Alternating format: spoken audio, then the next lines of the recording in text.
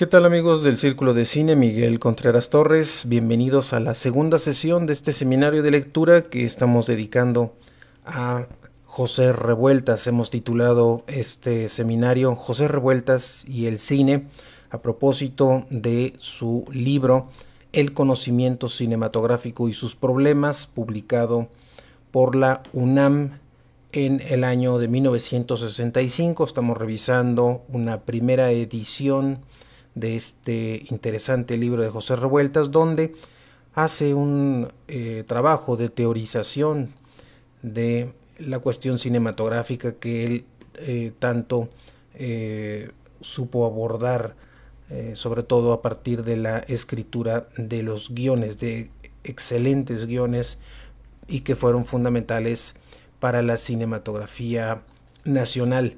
El día de hoy vamos a continuar revisando parte de lo que será el segundo capítulo de este libro. Este segundo capítulo lleva por título Problemas del guión cinematográfico y está conformado por dos apartados.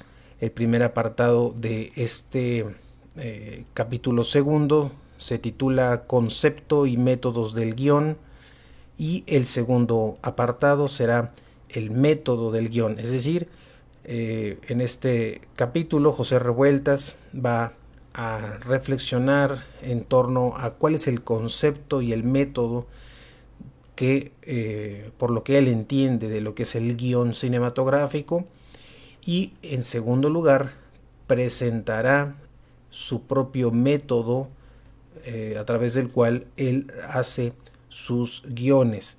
Así es que los invitamos a que consigan este libro. Este libro se consigue en las redes, en internet. Pueden ustedes conseguirlo y juntos ir haciendo la lectura de este material, de este libro.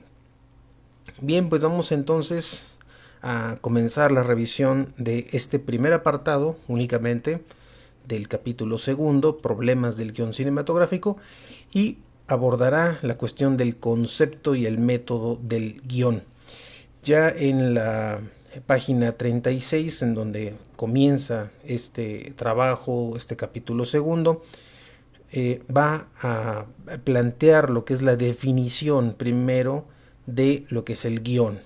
Para eso, lo que él va a utilizar la analogía con un sastre, como la sastrería trabaja sobre los vestidos, y bueno, como a partir de estos elementos con los cuales trabaja el sastre y las actividades que realiza, es que va a presentarnos en la página 37 que toda definición tiende a encontrar lo específico de su práctica, sin lo cual será una definición abstracta o improbable o incomprobable.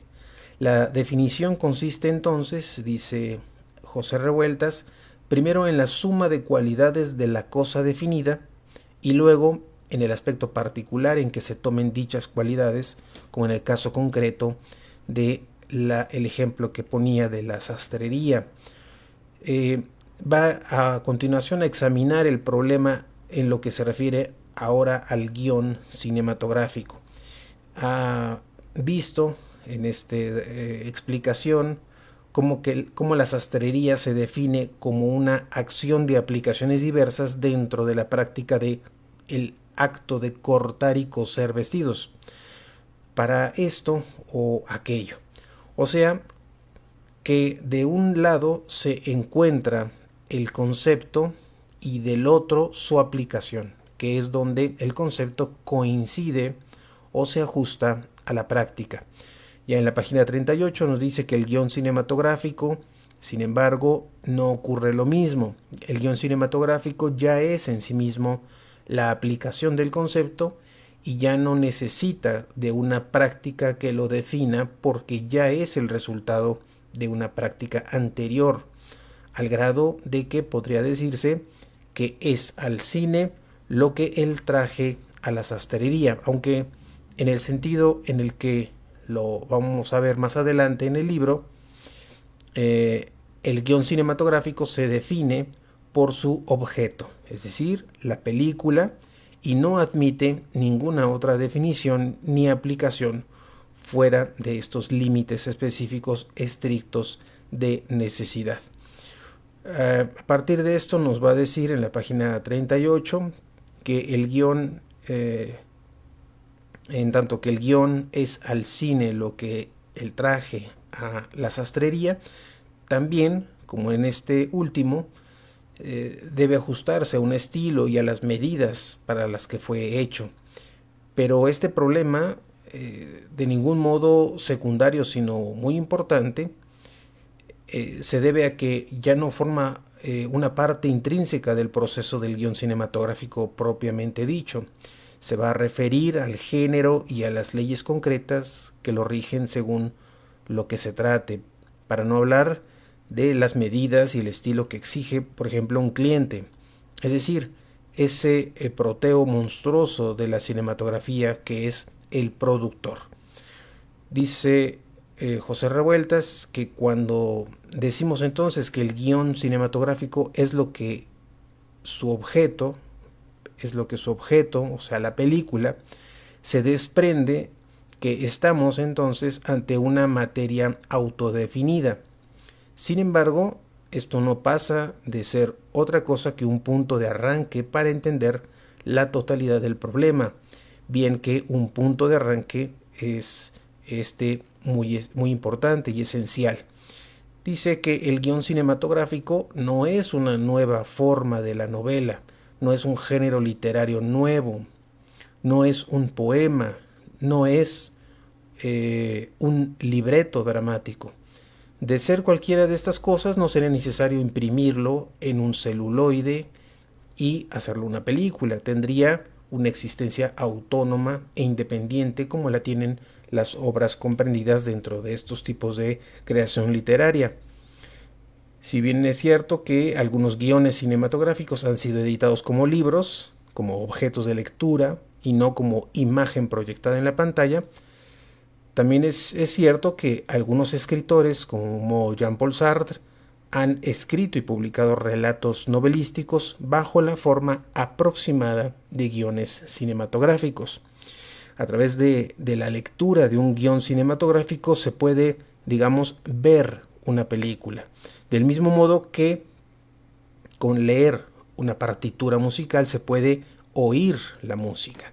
Pero aquí el asunto, dice José Revueltas, ya entra en el terreno de los especialistas, ¿sí? Habrá que entender entonces que esta persona que puede estar frente a una partitura musical necesita un conocimiento especializado para poder, de alguna manera, por así decirlo, oír la música que está en esa partitura. Pero estos hechos no son los que informan el concepto y la teoría general del guión cinematográfico, cuya naturaleza y cuya práctica son únicas y específicas. Y entonces, en este punto, José Revueltas se pregunta por qué el novelista va a sacrificar los recursos y la técnica de la novela en aras de las limitaciones, restricciones y sustituciones a la que lo obliga el escribir un guión cinematográfico al que no destina como su objetivo fundamental y más importante a que se convierta en una película. O a la inversa, ¿por qué ese mismo novelista va a trasladar a un guión cinematográfico los recursos y la técnica de la novela, con lo cual ese guión no podrá servir para una filmación adecuada? En ambos casos, afirma Revueltas, la alternativa no ofrece la menor duda. O se escribe un guión cinematográfico o se escribe otra cosa, novela, poema, drama, pero no una película. Esto no quiere decir, dice Revueltas, que la película no participe de todos ellos, sin ser ninguno en particular, como tampoco que la novela, el poema o el drama no sean susceptibles de hacerse películas, como sucede muy a menudo. De hacerse, de transformarse en una obra cinematográfica. A continuación, en la página 40, José Revueltas va a examinar este carácter específico que tiene el guión cinematográfico en relación con su propio método y con el de la novela, considerados ambos para este propósito dentro de uno de sus aspectos, que es el de los recursos descriptivos, como también no solo la novela, sino también la obra cinematográfica explora o trabaja sobre los recursos descriptivos. Para ello va a utilizar un fragmento de una novela de Albert Camus que se llama La mujer adúltera. Va a presentar, por supuesto, este fragmento de la novela. Nos va a mostrar cómo este trozo literario, bueno, pues él va a trabajarlo primero sometiendo este trozo de la novela a un análisis literario, no cinematográfico. Después lo va a tratar mediante un proceso de simple descomposición cinematográfica elemental que le va a permitir establecer la diferencia que existe entre el método novelístico y el propio método de que se sirve el guión. Entonces, para este propósito va a dividir el fragmento de la novela en los componentes que lo integran, de acuerdo a la propia intención literaria que a cada uno de ellos le corresponde dentro de esta finalidad principal de este fragmento, y a su vez cómo es que esto está al servicio de ese propósito de conjunto que la novela se está planteando. De ahí que bueno, va a exclusivamente a limitarse a este fragmento de la novela, y como el criterio que va a utilizar Revueltas para dividir los componentes se va a normar de tal modo por un método. El método que va a seguir Revueltas para llevar este propósito, primero es establecer cuál es el sujeto del fragmento, o sea, cuál es la intención sustantiva a la cual se dirige el resto de los demás componentes. En segundo lugar, como resultado del anterior, definir el valor de los componentes por la situación de su convergencia hacia ese sujeto, conforme a un esquema que va a presentar. Entonces aborda esta tarea de establecer primero cuál es el sujeto del material literario del que se dispone en este fragmento de la novela, y en qué parte de este aparece ese sujeto y por qué razones, es decir, la intención sustantiva que va a regir a todo el conjunto del material que ha elegido. El procedimiento más simple, dice Revueltas en la página 42, que desde luego se nos ocurre, dice Revueltas, es el de servirnos del visible sujeto humano de la narración, este hombre o la mujer que aparecen en el relato, la acción que desempeñan, si viajan, si tienen un parentesco, si tienen un nombre, como la ordenación para nuestra propia cuenta de los elementos anteriores arrojaría más o menos un resultado, ¿no? Como vamos a identificar, por lo tanto, en ese fragmento a estos sujetos de la historia, que será en este caso Marcel y Janine, como estos sujetos del relato. De ahí que va a derivar en la idea de este sujeto literario o de la intención sustantiva dentro de la narración determinada que tiene Revueltas a la vista de este fragmento.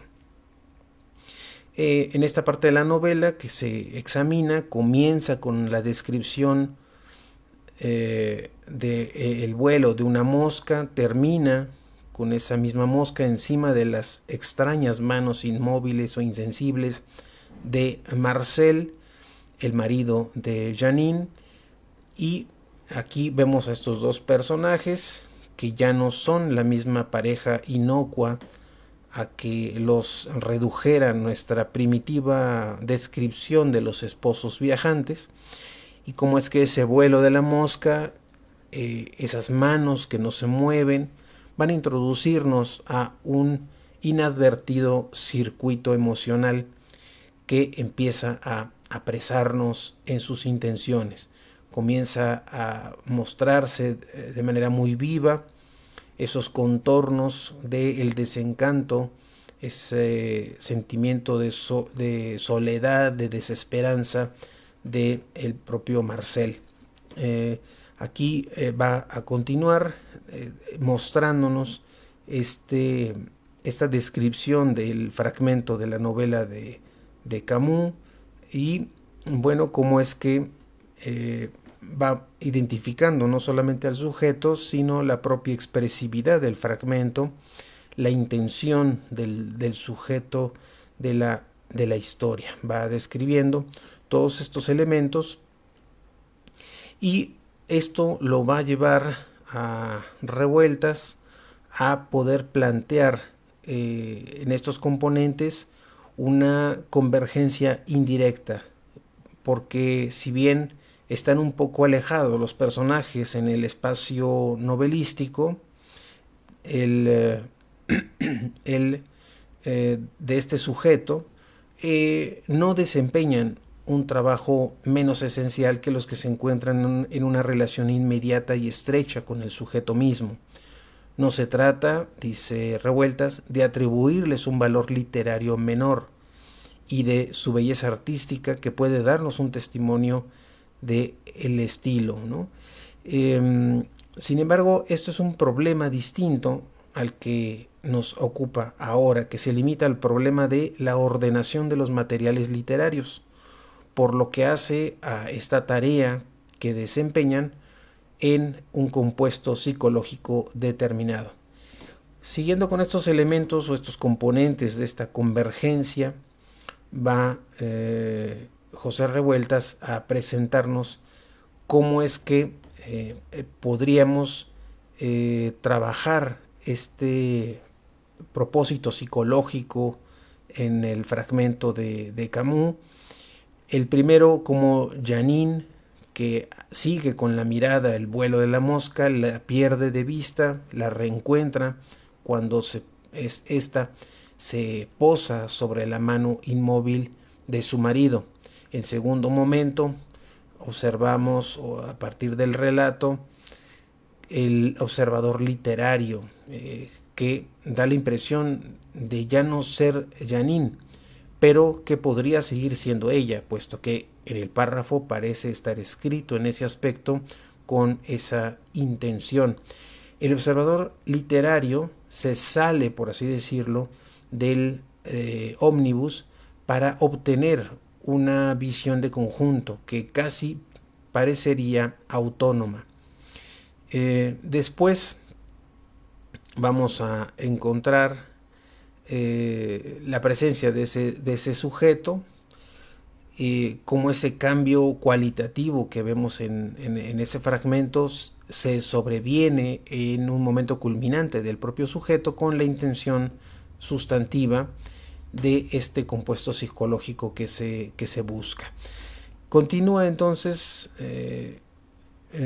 José Revueltas presentándonos esta descripción y nos dice que para el análisis cinematográfico, esto en la página 51, en cambio, todo este trabajo que se hizo a nivel literario, el problema es radicalmente distinto, porque la primera tarea del análisis cinematográfico consiste en dejar establecido si su método propio coincidiría con el mismo material que en la fuente literaria, es decir, un argumento, una novela, una obra de teatro, y si esta fuente literaria constituye el sujeto, la intención básica que se propuso ese material y que también se propone con otros recursos el guión de la película. De modo que la primera diferencia con que nos encontramos entre el método cinematográfico y el novelístico radica en el análisis, en sus recursos diferentes, en lo que se toma y lo que se desecha, dice Revueltas en la página 51. Entonces, para comprender los problemas del análisis y del método cinematográficos, va Revueltas a hacer dos tareas. La primera, elabora un guión sobre la base del material literario que ya se ha visto, sin someterlo a ningún análisis cinematográfico previo, sin introducir modificaciones algunas. Lo que quiere con esto Revueltas es obtener lo que sería una transcripción directa, simple y literal del trabajo de Camus. La segunda tarea que realizará Revueltas es someter ese guión al análisis cinematográfico correspondiente con el propósito de adecuarlo a lo que sería un guión cinematográfico correcto.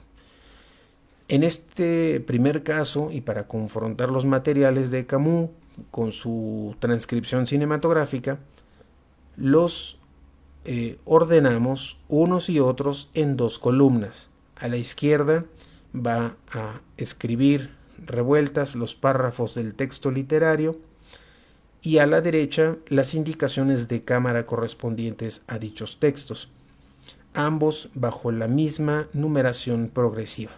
Y bueno, pues aquí va presentando con una numeración consecutiva cada uno de los shots, de los movimientos de cámara, de los tiros de cámara, junto con el texto literario. Entonces, por poner un ejemplo a estas varias páginas que le dedica a la transcripción de este guión, en el que tenemos en la columna izquierda el texto literario y en la columna de la derecha las indicaciones de cámara, a manera de ejemplo, para que se entienda cómo es que lo está trabajando. El texto literario del primer momento dice: hacía rato que una mosca flaca revoloteaba en el interior del ómnibus, que sin embargo tenía los vidrios levantados. Insólita, iba de aquí para allá sin ruido, con vuelo extenuado. Hasta ahí el texto literario. Y lo que va a hacer Revueltas es presentar las indicaciones de la cámara y qué es lo que en la filmación se estaría registrando a partir de este texto literario. ¿Qué escribe Revueltas? Escribe lo siguiente. Primero, un gran acercamiento, la mosca que revolotea dentro de un ángulo visual en que los vidrios de las ventanillas se advierten levantados al fondo. El segundo momento de este guión en el ámbito literario dice que Janine la perdió de vista. Ahí es una cita textual de este material literario. Luego la vio posarse sobre, etc. Enfrente vamos a encontrar en la columna de la derecha lo que nos propone revisar Revueltas. Dice: hay un acercamiento medio y vemos el rostro de Janine, cuyos ojos siguen el vuelo de la mosca. Y así va a continuar José Revueltas presentándonos el texto literario y las indicaciones de cámara que él está proponiendo a partir de ese propio texto literario, de ese fragmento.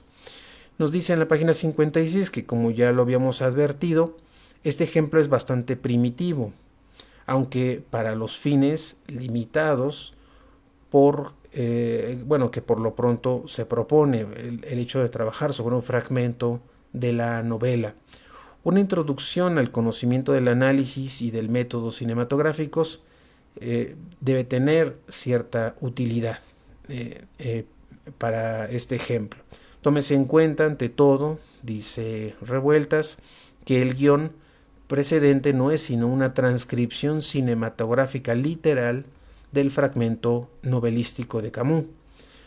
Pero se pregunta lo siguiente: ¿qué clase de resultados hemos obtenido con este guión? Y bueno, antes de responder esta pregunta, el único medio de que disponemos para dar respuesta es el de someter este trabajo al prometido análisis cinematográfico del que voluntariamente se había trabajado. La primera cuestión es: ¿qué es lo que tenemos entre manos? Bueno, tenemos en ese fragmento 14 tomas o shots cinematográficos correspondientes a 11 elementos que integran el fragmento de la novela. Nos hace notar Revueltas en la página 57 un hecho significativo, que a pesar de que el guión se ciñe de modo más estricto al texto de Camus, hemos tenido que valernos de 5 tomas para realizar los 3 primeros párrafos del propio texto, los párrafos 1, 2 y 3, con las tomas 1, 2, 3, 4 y 5. ¿A qué se debe esto? Porque al momento de trabajarlo en el ámbito cinematográfico se ha tenido que añadir 3 tomas o 5 tomas para realizar esos 3 primeros párrafos. Nos dice que no obstante a que se ha empeñado en transcribir literalmente a Camus, el método del guión cinematográfico termina por imponer sus propios fueros. Para describir cinematográficamente los párrafos cuyo contenido era la mosca que vuela, luego Janine la pierde de vista, se tuvo que utilizar 2 tomas iniciales, un gran acercamiento y un acercamiento medio. Pero aquí se nos presentaba el primer problema, entre las tomas 1 y 2, ya que el texto literario se nos había de alguna manera adelantado. No bien habíamos terminado de leer en el texto que la mosca insólita iba de aquí para allá con vuelo extenuado, cuando en las palabras inmediatamente siguientes ya nos encontrábamos de pronto con que Janine, que la había perdido de vista, mostraba un siguiente momento. Entonces José Revueltas se pregunta cómo solucionar este problema, cómo cubrir ese elemento faltante, porque si hacíamos que la mosca desapareciera en la toma 1, la toma 2 va a resultar fuera de tiempo. Pero ¿qué quiere decir esta palabra del timing? Esa palabra extranjera. Bueno, esto nos dice estar fuera de timing. Significa que entre una toma y otra, entre una secuencia y otra, no existe o se ha roto la relación de tiempo correspondiente, la correlatividad del tiempo cinematográfico, o sea, no del tiempo real, cuyo minuto se divide en 60 segundos, sino del tiempo interno, donde radica el ritmo, la fluencia que ya habíamos Revueltas mencionado en el primer capítulo, este fluir sin tropiezos de una película, lo que constituye uno de los principios esenciales del propio cine. Ahora en la página 58, ya casi para cerrar este primer apartado del capítulo 2 sobre los problemas del guión, nos propone examinar esto en relación con las tomas 1 y 2 del script o del guión cinematográfico.